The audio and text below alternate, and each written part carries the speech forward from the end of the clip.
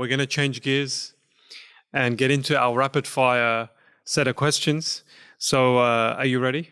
Sure, تفضل, rapid fire. Yeah.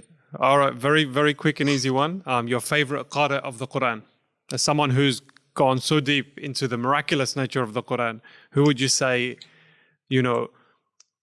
is your favorite reciter? I'm going to answer this in two ways. It depends on my mood and it depends on the surah. And also, I grew up listening to a variety of reciters, including Al-Ajami, Shatri, Husari, Minshawi, Al-Kandari. And then most recently, the reciters I usually listen to are Al-Qattami, Nasir Al-Qattami, Idris Abkar, and Haytham Al-Dukhain from Qatar. Okay, I've never heard Al-Dukhain. I've never heard him. Excellent reciter. Nasir Al-Qattami, yeah. My two nephews, alhamdulillah, memorized the Quran, and they had a small, when they were actually 10 and 12, they memorized and they did the ijaza, and they were living in Riyadh at the time, and Nasir al-Qattami and Abu Bakr al-Shatri were there at their house to gift them with a gift. And I'll never forget what Nasir al-Qattami, his advice to them. And subhanAllah, one of those nephews of mine is getting married, and they're recording a message for them. And for them, it was, how could you be living in the West? Like, obviously, they haven't traveled to the West. So his message was, if you're going to live in the West and in an environment where you're not hearing the Quran blasting from the speakers or the adhan, then the Quran is literally your only hope of staying on the right path. That was kind of the message, and that kind of stuck from 10 years ago, subhanAllah. MashaAllah, that's beautiful. Jazakallah khairan for sharing that. What was the last book you were reading? The last book. So I'm reading multiple books at the same time. The last book that I was reading actually was this morning. Ibn Taymiyyah's Theological Ethics.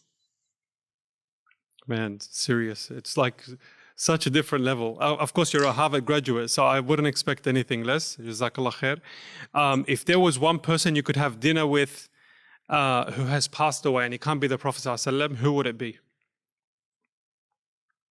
Probably Abu Bakr radiallahu anh, for advice. Is there any particular reason?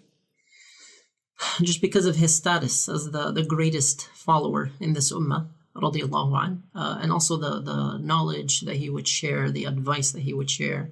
I would say Abu Bakr or Umar radiallahu anh. Umar radiallahu anh because he ruled for a longer period of time than Abu Bakr radiallahu anh, and perhaps a lot of the experiences that the Muslim ummah went through, he would be able to share some of those experiences as a Khalifa. Allah ta'ala.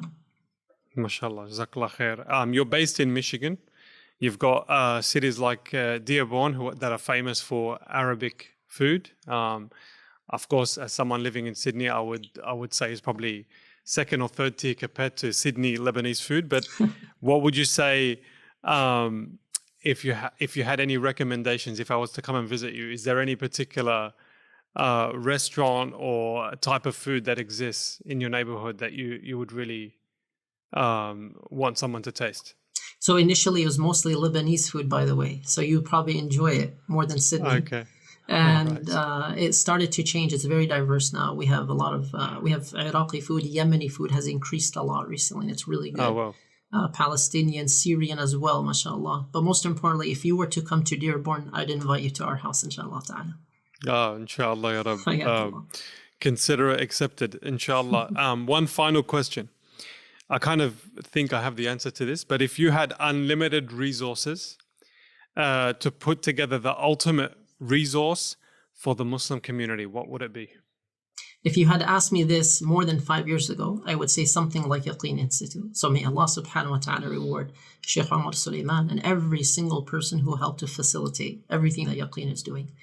Now that it exists, alhamdulillah, I would say a global connective learning experience like the Tarbiyah project that we launched at Al-Maghrib Institute. This is something that I've been working on for several years. We just launched this recently. Now, the larger scale vision is that this is a personalized learning experience for all Muslims, and yes, even for non-Muslims wanting to learn about Islam, that starts you off where you are in your journey. So it's curated, customized for your growth, your development, with qualified mentors and spiritual guides. So you're no longer consuming video series on your own and then maybe kind of discontinuing after a while or losing motivation.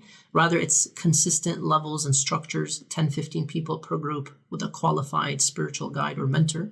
And it's structured in terms of its curriculum. It's curated for this audience, depending on their ages, where they live, their experiences, what they need to learn. And they continue through this journey with a mentor. And that's how many of our great scholars became who they were. They had that mentorship that a lot of people are lacking today. So I would say something like the Tarbiyah project that we launched at Maghrib Institute, but on a global scale, inshallah ta'ala. Jazakallah khair, Sheikh Suleiman Hani. We could go on for ages, but I'll pause it there, inshallah, and save something for the next season of Double Take. Jazakallah khair and barakallah feek. Jazakumullah khairan, barakallahu feekum. Thank you for having me. Assalamu alaikum wa rahmatullah.